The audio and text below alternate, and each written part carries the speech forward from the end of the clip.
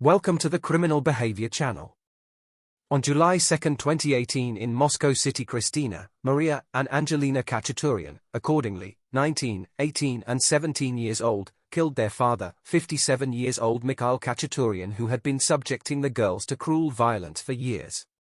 According to the investigation, 17 years old Angelina Khachaturyan has stabbed her father with a knife at least 35 times, and the other two sisters, besides hitting, have also used a pepper spray against their father as a means of self-defense.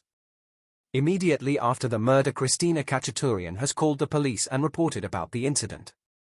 Following the case investigation, in September 2018 the court decided to put the sisters under house arrest, but almost a year after the incident, on June 14, the Khachaturyan sisters were charged based on the Article 105, Part 2, of the Criminal Code of the Russian Federation, which is premeditated murder committed by a group of persons, which shall be punishable with deprivation of liberty for a term of from 8 to 20 years.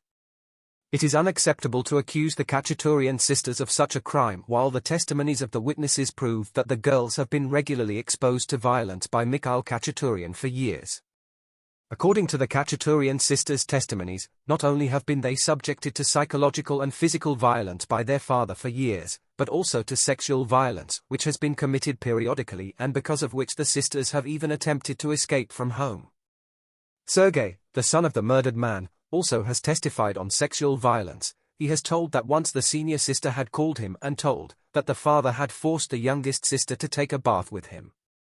The sisters' classmates have also given testimony on physical violence, mentioning about the bruises that regularly have appeared on the girls.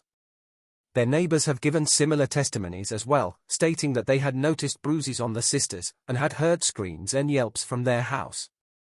Moreover, Mikhail Khachaturyan regularly used violence against her ex-wife, Aurelia Dunduk, who has claimed that her ex-husband used to beat and humiliate her as well.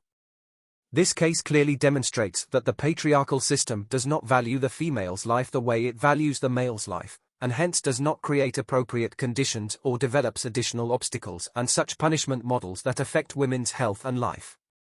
This case is an obvious example of neglect of domestic violence and, also, of failure of the government to fulfill its responsibility to protect women from domestic violence and abuse, a situation when the government had created an environment of impunity for Mikhail Khachaturyan, promoting him to continue to commit his crime for years.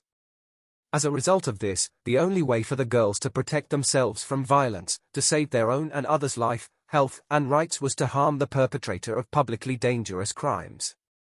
We join the exhortations of our fighting sisters in Russia and demand to restore justice for the Khachaturyan sisters who were regularly exposed to violence.